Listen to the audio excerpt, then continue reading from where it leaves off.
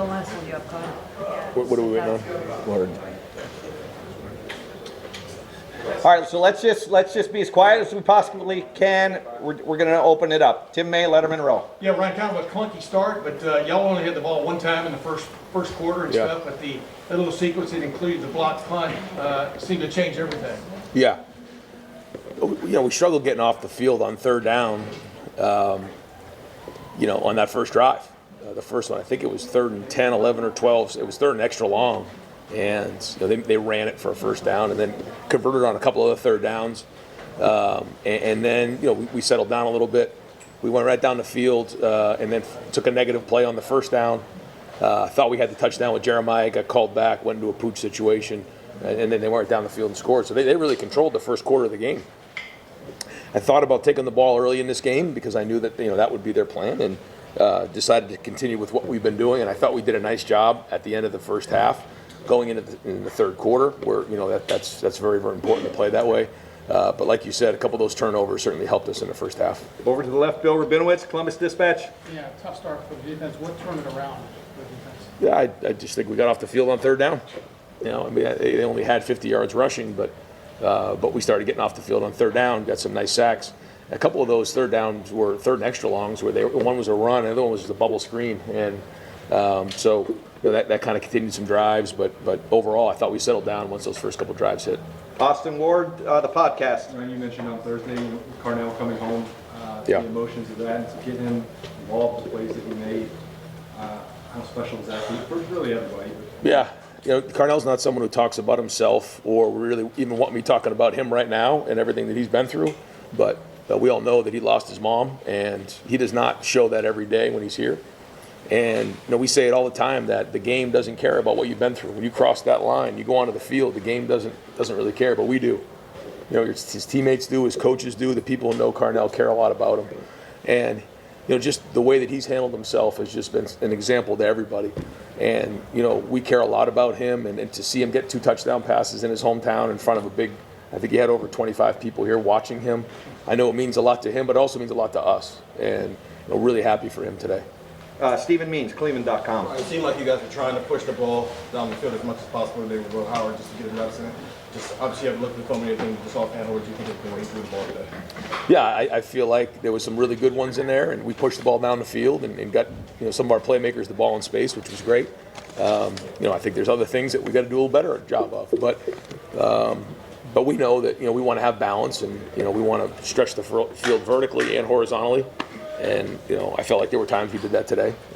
We'll watch the film, get on it, but I feel like when we have the combination of getting completions, throwing the ball down the field, and then there was a point there, I think it was the third quarter, maybe the beginning of the fourth, we started to run the ball and get downhill and started cracking the run game, and Chip did a nice job of staying with that. So I thought that was good. I thought the O-line made some adjustments on some of the things they were doing, and that's what we need to get done. So overall good. I would like to see us finish the fourth quarter better. But we did what we needed to do in this game. Adam Rittenberg, ESPN. Ryan, big picture, how has your defense responded from that Oregon game? Yeah. And what do they still need to do as you guys obviously face a really tough opponent again next week? Yeah, we got some really big games ahead of us, and we know that. We want to be playing our best football in November. I said that a million times. But I feel like we've done a better job of getting to the quarterback. I feel like we're playing better technically, fundamentally. And we have to continue to do that and understand situations. All the above. So we'll get back in it. And each week it's a new season. What you've done in the past has nothing to do with what's going to happen moving forward, other than the fact that you've learned things, and you have to use those experiences to help you moving forward. But what really matters is what we do moving into this game next week. Cameron T. Robinson, The Athletic. Ryan, you mentioned the run game. Northwestern's stopped a lot of people on the ground this year. Yeah. For you guys to do that, especially in the second half, and kind of break them down, how important is that? They, like so many teams in the Big Ten, do such a great job against the run. I mean, they're gonna put a bunch of guys in the box, and that's why you saw us push the ball down the field, because when they're gonna put that many guys in the box, you got to stretch them vertically. And I thought Will did a nice job of when it wasn't there, checking it down and keeping us on rhythm on some of those plays, and that's good football.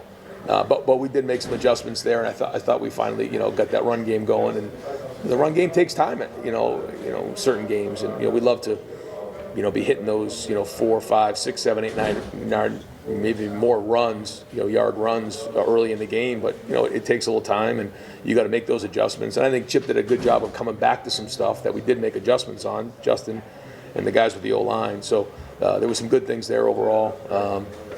Yeah, again, we'll learn from it, we'll grow from it, and every week you got to keep getting better. So we'll do that in the in the film room tomorrow, and then move on to next week. Pat Murphy, 24/7 Sports. Ryan, it looks like you guys are rotating some of the cornerback. Jermaine was in there a decent amount. What went into the decision to do that more this week, and how do you think it went? I think we did it. We did it last week too, and we'll continue to do that when we feel like it's appropriate to play depth. We've been trying to get that done. We've gotten more and more guys reps the last couple of weeks. I think it's helped the overall morale of the team. I think it helps in practice. I think it helps with our depth. I think it's healthy for us. So we'll keep looking at it and make sure that we're doing it right, because we want our guys to be able to play their best in the fourth quarter and play their best at the end of the season. Andy Anders, 11 Warriors. Sonny Styles in this game, 2 sacks, 2 pass breakups. Just how have you seen him grow over the course of the season to be able to make plays in both the passing game, whether it's in coverage or coming downhill? Yeah, we need Sonny to be, as productive as he was today. And when you can do it in man coverage, you can do it in zone coverage, you can blitz, you start to mix in all these different things you can do, then you just become more of a weapon. And you saw him get after the quarterback today. That's something that we've been working on, is some of the, the linebackers, DBs, everybody, blitzing a little bit better and more efficiently with some of the tools that they need. You don't just run on a blitz and go sack a quarterback. There's a lot that goes with that. And there's a couple in the last few weeks where we've gone right by the quarterback, full speed, but have missed them. And so, we've tried to drill some of this work to make sure that we're doing a better job of avoiding the front line, the backers when they're, or the running backs when they're coming to protect us, but then also doing a great job of getting the quarterback down when we get in the backfield. So good for him to see some of that work paying off, and again, we're going to need it more. Spencer Holbrook, Letterman Row. Ryan, I know that you probably want to look at the film for this one, but to be on the other side of this 2-week stretch now and be able to get into those final Right. games that you know are big, how important was that to get through relatively healthy and just to be on the other side of this 2-game stretch? Yeah, it's a lot of people ask me that going into the game. It's like, how do you stay focused on this, knowing there's other things down the road? But the truth is, like, you lose this game here, and you're out against in the Big Ten championship game. So we know that. We know that we got to be playing our best football in November. We want to be consistent in everything we do, because either we are or we aren't. And everything you do is hard in the Big Ten. You're not just going to walk in and think you're just going to, from the first snap on, roll your helmets out there and run the team out of the stadium. It doesn't work that way. And I think Coach Brown's doing a good job. I like the way his team plays. They're physical. They had 2 weeks to prepare. And it's the same thing with the team we're going to play next week. They've had 2 weeks to prepare. They've had a bye week coming into this, so they had a week to game plan us. Northwestern did. We're 2 weeks and a week to rest up. So we know we're going to get their best shot, and that's the way we want it. And I thought they did a nice job with some of the things they did early on. And I think he's a really good coach, and they have a good team. I think it's good to, like you said, kind of a business-like win. And now it's time to move on. All right, we're going to wrap up here shortly, but Rob Aller, Columbus Dispatch. Right along those lines, you're 47-0 against unranked teams. Can you drill down into how that happens, how you got to that? Well, I just think the consistency of each game, and if you're too, people kind of ask me that going into it too. It's like if you're extreme here, what happens? Eventually, you're going to come down this way, and so. I think that's something that I've really tried to learn during my time as a head coach is to be consistent and make it about the process, not about your opponent. Now you got to know everything about your opponent, and certainly some games are different than others, but it's about our process, and the coaching staff has embraced that. I think the leaders have embraced that, and so we have to continue with our process this week, and we got to get after these guys and make sure that they're having a great week of practice and preparation. But we're going to keep our routine the routine, and I believe that that's going to lead to consistency. Real quick, did Wills anything different with his footwork? I mean, this was the most on target he was with the deep ball.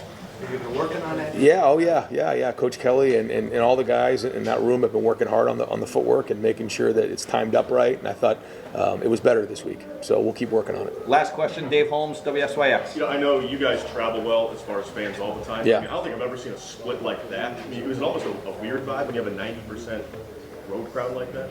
We expected to have a great presence, but to see the way it was today was exciting. We kind of felt it as the buses were kind of going around the stadium, and you're driving through Wrigleyville, and you just see all this this red and scarlet, and I mean the people were fired up early on. So you could tell they were just coming out of the bars after opening at like 7 a.m. and people were fired up, and so it kind of got us fired up too. But we said early on we wanted to give them something to get fired up about. But they were loud, even on third down. So great to see Buckeye Nation, traveling like this. And I even looked up and saw the stands from across the street, just like right up there. And I'm just thinking, like, we just really appreciate, them supporting us in an environment like this. But a great venue to play something like this in a historic stadium like Wrigley. And glad to see them enjoy an afternoon here in Chicago. Great. Coach, thank you very much. Yes. Thanks, Ryan.